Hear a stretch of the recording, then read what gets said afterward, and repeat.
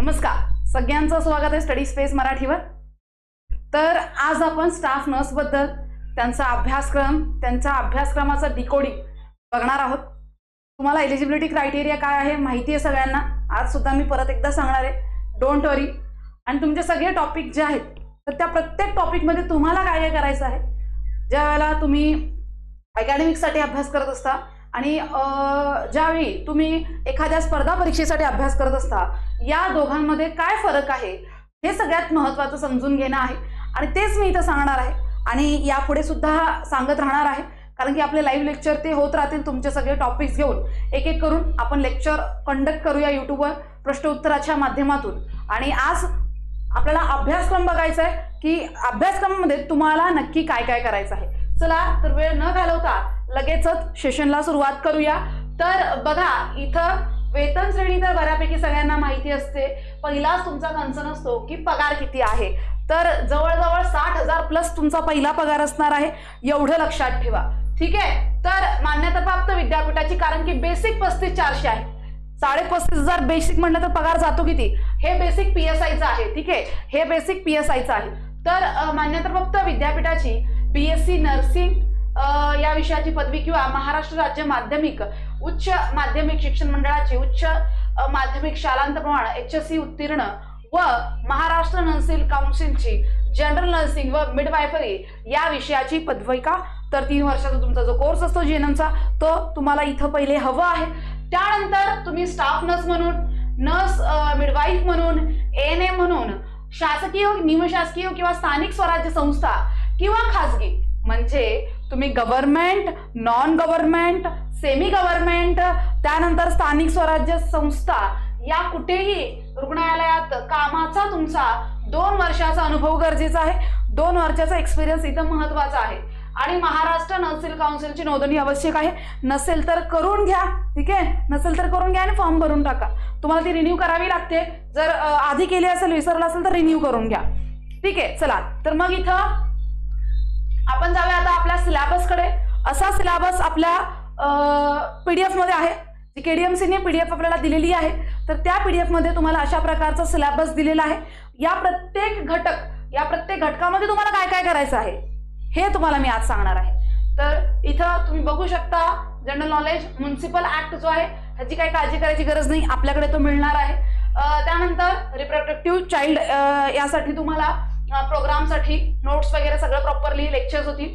Nursing and anatomy and physiology, microbiology, social surgical nursing part 1, part 2, fundamentals of nursing, first aid and personal hygiene, mental health, midwifery and gynaecology, त्यानंतर इथं community health nursing part 1, part 2, biomedical waste management, हे आपण नवी मुंबईच्या वेळेला सुद्धा शिकलेलो आहोत। बायोमेडिकल वेस्ट मॅनेजमेंट, कोणत्या बिनमध्ये काय टाकायचं याच्यावर आपल्याला प्रश्न सुद्धा येत असतो।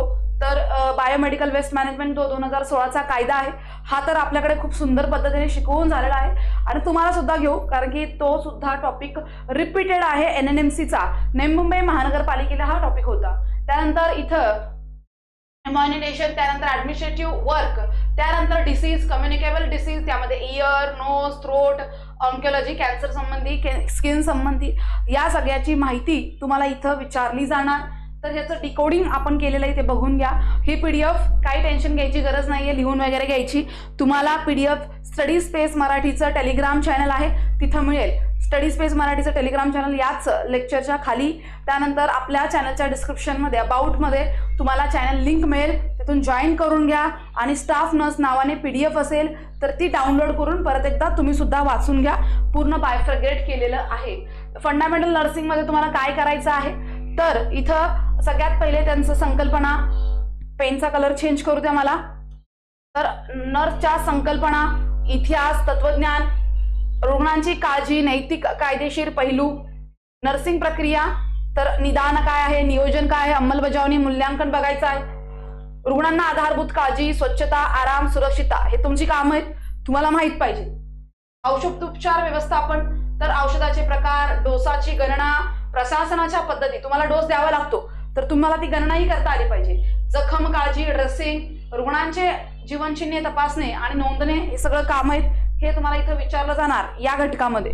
त्यानंतर नर्सिंग आर्टमध्ये संप्रेरक कौशल्य आहेत, कम्युनिकेशन स्किल्स आहेत, नर्स रुग्ण संबंध कसा असतो, भावनिक बुद्धिमत्ता आणि सहानुभूती, संस्कृती संवेदनशील काळजी, कल्चरली सेन्सिटिव्ह केअर, रुग्ण आणि कुटुंबाला शिक्षण, तर पेशंट अँड फॅमिली एज्युकेशन हे तुम्हाला इथं बघावं लागेल नर्सिंग आर्टमध्ये. First aid and personal hygiene, तर प्रथमोपचार आणि वैयक्तिक स्वच्छता, याच्यामध्ये तुम्हाला काही मूल तत्वे आहेत फर्स्ट एडची, व्यवस्थापन, रक्तस्राव कसा रोखला पाहिजे, फ्रॅक्चर कसं तुम्ही हँडल करणार, भाजणं, त्यानंतर शॉक, या सगळ्याचा प्रथमोपचार तुम्हाला करायचा असतो. तिथे काय लगेच डॉक्टर येत नाही, तर हे तुमचं काम आहे. तर हे कसं करणार याच्यावर प्रश्न विचारले जाणार. त्यानंतर हृदय व फुफ्फुस पुनर्जीवन CPR जो असतो तो. त्यानंतर वैयक्तिक स्वच्छतेचे महत्व तुम्हाला पटवून द्यायचं असतं, हात धुवायची, शरीराची स्वच्छता, दाताची निगा, सगळं इन्फेक्शन कंट्रोलवरती सुद्धा तुम्हाला सांगायचं असतं लोकांना, म्हणजे आपल्या पेशंट्सला. त्यानंतर मेडिकल सर्जिकल नर्सिंग, वैद्यकीय शल्यचिकित्सक नर्सिंग, तर याच्यामध्ये तुम्हाला दोन्ही पार्ट बघायचे आहेत शल्यचिकित्सेचे. पॅथॉलॉजी, रोगनिदान, उपचार नर्सिंग. त्यानंतर श्वसन प्रणालीमध्ये दमा, CDPO, न्यूमोनिया, क्षयरोग याच्याबद्दल तुम्हाला प्रश्न विचारला जाऊ शकतो. हे श्वसन प्रणालीचे आजार आहेत. त्यानंतर हृदय किंवा हृदयाशी संबंधी उच्च रक्तदाब, हृदयविकार, स्ट्रोक या संबंधी तुम्हाला माहिती पाहिजे. पाचक प्रणालीमध्ये आजार असतात, गॅस्ट्रियस, अल्सर, यकृताचे आजार, पित्तखडे, तर याच्यावर सुद्धा तुम्हाला विचारलं जाणार वैद्यकीय आणि शल्यचिकित्सा नर्सिंग मध्ये. एवढे जरी टॉपिक एक एक एक एक एक एक एक धरून केलं तरी तुमचं सफिशियंट आहे. इथं महत्वाचं हे आहे की तुम्हाला मराठी नाहीये, इंग्लिश नाहीये, मॅथ्स नाहीये, रिझनिंग नाहीये, काहीच नाहीये, फक्त थोडंसं जीके असेल, तो तर आपलाच विषय आहे, आपण एक्सपर्ट आहोत त्याच्यामध्ये. ओके, थोडंसं जीके आहे आणि नंतर तुम्हाला हे दिसतंय. आता आपण जीके सुद्धा घेणार, जनरल नॉलेज सुद्धा घेणार आहोत आणि हे तुमचे सगळे टॉपिक सुद्धा घेणार आहोत. तर मूत्र प्रणालीचे आजार, जे काही मूत्रासंबंधी संक्रमित आजार असतात, UTI. त्यानंतर अंतःस्राव प्रणालीचे आजार, मधुमेह, थायरॉइड, जे काही अंतःस्राव ग्रंथी असतात आपल्या, तर आपल्याला माहिती आहे थायरॉइड ग्लॅन्डद्वारे ते स्त्रवलं जातं. ठीक आहे, तर टॉन्सिल्स होतात. त्यानंतर पिट्युटरी ग्लॅन्ड ही एक आपली अंतःस्राव ग्रंथी आहे. तर अशा प्रकारे. त्यानंतर स्नायू आणि हाडांचे आजार संबंधित फ्रॅक्चर बघावं लागेल. त्यानंतर तुम्हाला न्यूरोलॉजिकल जे डिसीज असतात, न्यूरोलॉजिकल डिसीज असतात, पार्किन्सन्स, अल्झायमर, तर याबद्दल सुद्धा माहिती असणं अपेक्षित आहे. या सगळ्या घटकामध्ये पुढे सगळं काही दिलेलं आहे प्रॉपर डिटेलमध्ये. त्यानंतर संक्रमक आणि संसर्गजन्य रोग, कम्युनिकेबल डिसीज मध्ये तुम्हाला खूप महत्वाचं HIV बद्दल माहिती सांगावी लागेल, एड्स, मलेरिया बद्दल, डेंग्यू बद्दल, टायफॉइड बद्दल, कारण की हेच पेशंट जास्त करून सरकारी दवाखान्यात येतात. लक्षात ठेवा, सरकारी दवाखान्यात सगळी हे सर्दी खोकल्यासाठी बहुतांश लोक येतच नाहीयेत. नॉर्मल स्वतःच्या जे जवळचा छोटासा दवाखाना असतो तिथे जातात. पण तुम्ही जर बघाल malaria, dengue, typhoid, cholera, chikungunya, गोवर यासाठी आपण इथं बघत असतो की लोक सरकारी गव्हर्नमेंट हॉस्पिटलला प्रेफर करतात. तर तुम्हाला याबद्दल माहिती असणं अपेक्षित आहे. त्यानंतर ग्वालगुंड, रुबेला इत्यादीचं निदान, उपचार, प्रतिबंध सगळं. ठीक आहे, निदान तुम्हाला कळायला पाहिजे, त्याची टेस्ट केली पाहिजे तुम्ही, त्याचा रिझल्ट चेक केला पाहिजे सगळं, त्याच्यावर तुम्ही उपचार सुचवला पाहिजे, त्याचा प्रतिबंध केला पाहिजे सगळं. त्यानंतर ऑन्कोलॉजी, स्किन म्हणजे कर्करोग, तर कर्करोगाची मूलभूत माहिती, प्रकार कोणते असतात, निदान काय असेल, उपचार पद्धती काय असेल, केमोथेरपी बद्दल, रेडिओथेरपी बद्दल तुम्ही माहिती देणं गरजेचं आहे. तुम्हाला पहिले माहित पाहिजे, हो ना. तर त्यासाठी कर्करोगाची नर्सिंग काळजी तुम्ही कशी घेणार, तसेच संक्रमक, एलर्जी, त्यानंतर डर्मॅटिस म्हणजे स्किन मध्ये होणारे आणि पाजणे या संबंधी सुद्धा माहिती तुम्हाला तिथं असणं अपेक्षित आहे. हे जे छोटे छोटे घटक दिलेले आहेत ना, तर ते तुम्हाला माहित पाहिजे. मी हे छोटे छोटे घटक घेऊनच आपलं एक सुंदर असं ई-बुक तयार केले, जे तुम्ही प्रिंट काढून स्वतः अभ्यास करू शकता. हे घटक तुम्हाला फक्त टॉपिक्स दिलेत, तर त्या टॉपिक मध्ये नक्की काय करायचं आहे तुम्ही स्वतःच. तुम्हाला मी असं म्हणणार नाही बाहेरची पुस्तकं घेऊन बघा, तुम्ही तुमचीच पुस्तकं बघा, तर ती एवढी मोठी मोठी असतात. मग त्याच्यातलं सगळं विचारलं जाणार आहे का, आणि तेवढं सगळं तुम्ही करू शकता का सांगा बघू. तुम्हाला एक हार्डली 2-2.5 महिन्याचा वेळ मिळणार आहे.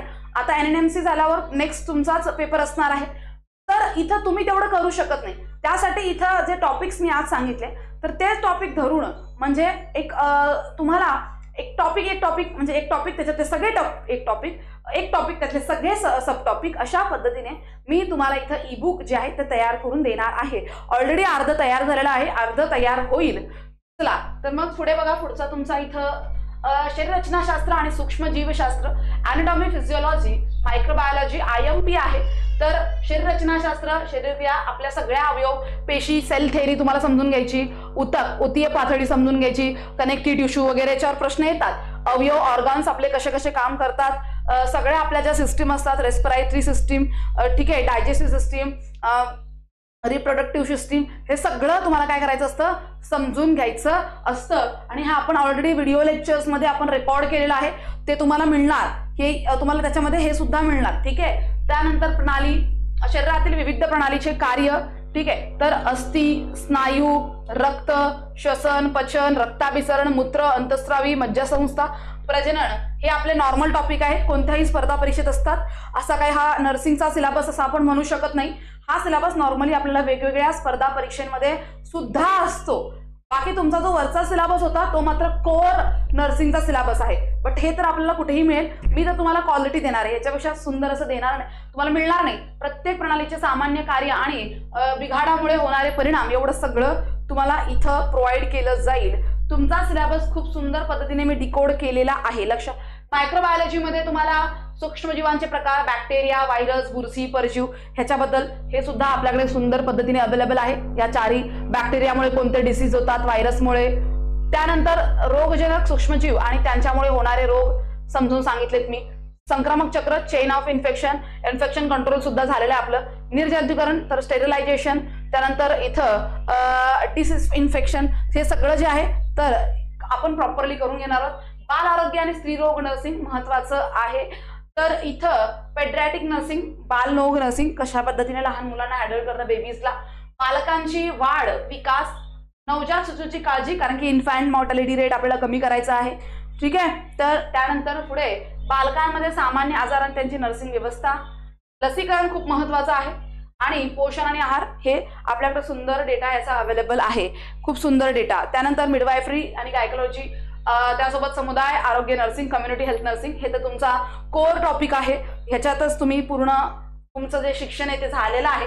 त्यामुळे हे तुम्हाला येणार. प्राथमिक आरोग्य सेवा काय असतात, आरोग्य शिक्षण काय असतं, आरोग्य प्रोत्साहन काय असतं, समुदाय आरोग्याची संकल्पना काय असते, तत्वे काय असतात, त्यानंतर स्त्रीरोग विषयक आजार कोणते कोणते असतात, गायनाकॉलॉजीमध्ये कुटुंब नियोजन महत्वाचं आहे, कारण की सगळ्यात जास्त कुटुंब नियोजन न केल्याचा इफेक्ट हा स्त्रीवर होत असतो, त्यामुळे महत्वाचं आहे. नवजात शिशूची काळजी, न्यूबॉर्न बेबीची केअर, पोस्टमार्टम केअर, कारण की आपल्याकडे सगळ्यात जास्त डेथ ज्या आहेत तर त्या पोस्टपार्टम हॅमरेजमुळे होत असतात. तर ते पोस्टमार्टमची केअर खूप चांगली घेतली पाहिजे, जेणेकरून आपली जी MMR आहे, ओके, तर जो मॉर्टॅलिटी रेट आहे, ओके, तर तो कमी होण्यासाठी, ओके, तर इथं MMR कमी करण्यासाठी पोस्टपार्टम हॅमरेज हे कमी केलं पाहिजे. जास्त डेट त्याच्यामुळे होतात. त्यानंतर पुढे नैसर्गिक प्रसूती, गुंतागुंत म्हणजे कॉम्प्लिकेशन्स, त्याचे व्यवस्थापन तुम्ही केलं पाहिजे. शारीरिक बदल, गरोदरपणाची काळजी, प्रजनन आरोग्य, पाळी, या सगळ्याबद्दल तुम्ही इथं स्त्रियांना समजून सांगणं गरजेचं आहे. ग्रामीण शहरी आरोग्य समस्या वेगळ्या असतात. राष्ट्रीय आरोग्य कार्यक्रम, याच्यावर आपली सुंदर PDF अवेलेबल आहे, कारण की हाच सेम घटक नवी मुंबई महानगरपालिकेला सुद्धा होता. TCSनेच दिलेला सिलेबस, तर हे सुद्धा तुम्हाला लक्षात घ्यायचं आहे. त्यानंतर रिप्रोडक्टिव्ह चाइल्ड हेल्थ प्रोग्राम जो आहे, तर याच्यामध्ये प्रजनन आरोग्य, माता आणि बालकांचे आरोग्य, कुटुंब कल्याण नियोजन, सुरक्षित प्रसूती सेवा, हे सगळं RCH प्रोग्राम मध्ये येतं. त्यानंतर इथं लसीकरण आहे, लसीकरणाचे महत्व, वेगवेगळ्या लसी, मिशन इंद्रधनुष्य, हे सगळं बघणं गरजेचं आहे. त्याचं वेळापत्रक, त्याचे कार्यक्रम सगळं. त्यानंतर कम्युनिकेबल डिसीज, तर समुदायात संसर्गजन्य रोगाचा प्रतिबंध आणि नियंत्रण, हे सगळं तुम्हाला या RCH प्रोग्राम मध्ये बघायचं आहे. मानसिक आरोग्य आणि विशेष नर्सिंग, मेंटल हेल्थ आणि स्पेशलाइज नर्सिंग मध्ये तुम्हाला संकल्पना मानसिक आरोग्याची काय आहे, नैराश्य, चिंता, हे तुम्हाला समजून घ्यायचं आहे. त्यानंतर मानसिक रुग्णाची काळजी कशी घेतली पाहिजे, त्याला सेवा कशा दिल्या गेल्या पाहिजेत, आणि आरोग्यामध्ये पर्यावरणीय आरोग्य कसं आपण राखू शकतो, हे सगळं तुम्हाला बघायचं आहे. बायोमेडिकल वेस्ट मॅनेजमेंट, हे प्रॉपरली मी तुम्हाला घेतलेलं आहे. कशा पद्धतीने तुम्ही बायोमेडिकल वेस्ट करता, कोणत्या बिनमध्ये काय टाकता, सुया कुठे टाकता, ऑटोनॉमी जे आपले ऑर्गन्स असतात ते कुठे टाकता, हे सगळं त्याच्यामध्ये नियम असतात. ऍडमिनिस्ट्रेटिव्ह वर्क असतं, सगळं युनिटचे व्यवस्थापन, मूलतत्वे, सगळं काही याच्यात. ठीक आहे. त्यानंतर विशेष इंद्रिय ज्ञान, तर स्पेशल सेन्सेस, तर आपले 5 जे विषय सेन्सेस असतात त्याबद्दल आहे. हे तर आपल्या शाळेत होतं, ठीक आहे. नोज, थ्रोट वगैरे हे सगळं आपल्या शाळेत होतं. तर अशा पद्धतीने प्रॉपर सिलेबस जो आहे व्यवस्थितरित्या तुम्हाला आपल्या ई बुक मध्ये मिळणार आहे. तुम्ही अगदी बिंदास ती घेऊ शकता. तुम्हाला काही डाऊट असेल तर आपलं 1 to 1 मेंटरशिप असणार आहे, ठीक आहे. काही तुम्हाला वाटलं मॅमशी बोलायचंय, मॅम मला हे समजत नाहीये, मॅम तुम्ही हे टाकलंय मला हे कळलं नाहीये, मला असं नाही असं पाहिजे, मला हे समजत नाही, थोडं एक्सप्लेन करा, मला हा प्रॉब्लेम येतोय, तुम्ही हे सगळं मला विचारू शकता. नंबर तुम्हाला दिलेला आहे 7028502170. तर study space Marathi application download करायचं आणि ई बुक जे आहे स्टाफ नर्ससाठी जे फक्त 499 रुपयाला आहे, तुम्ही घेऊ शकता. सगळा तुमचा सिलेबस मिळणार आहे, जनरल नॉलेज सकट सगळा सिलेबस तुम्हाला याच्यामध्ये मी प्रोव्हाइड करणार आहे. म्हणजे तुम्हाला याच्या व्यतिरिक्त दुसरीकडे कुठेच जायची गरज नाहीये असं मी म्हणू शकते. नाही तुम्हाला मॅथ्स आहे, मराठी आहे, इंग्लिश आहे, काहीच नाही, तर नक्की तुम्ही हे ट्राय करू शकता. त्यानंतर नवी मुंबई महानगरपालिकेचा सुद्धा ANM JNMचा स्टाफ नर्सचा आपल्याकडे कोर्स आहे, ई बुक आहे. तिथे 60 पैकी 60 ची तयारी नवी मुंबई महानगरपालिकेच्या अभ्यासक्रमानुसार, ही कल्याण डोंबिवली महानगरपालिकेच्या नवीन अभ्यासक्रमानुसार संपूर्ण तांत्रिक घटक, प्रत्येक घटकावर विस्तृत लेक्चर, ही सुद्धा नोट्स आपली 499 रुपयालाच आहे. याच्यामध्ये सुद्धा भरपूर टॉपिक्स होते आणि याच्यामध्ये सुद्धा भरपूर टॉपिक्स आहेत. तर अशा पद्धतीने अशी सुंदर असे ई बुक्स आपले अवेलेबल आहेत. सगळ्यांनी study space Marathi application download करा. काही हरकत असल्यावर कॉल करा आणि अभ्यास करायला सुरुवात करा. पेपर लगेच येणार, जास्त वेळ आपल्याला मिळत नाही. काही डाऊट असेल तर याच लेक्चरच्या खाली कमेंटमध्ये विचारू शकता. Thank you so much.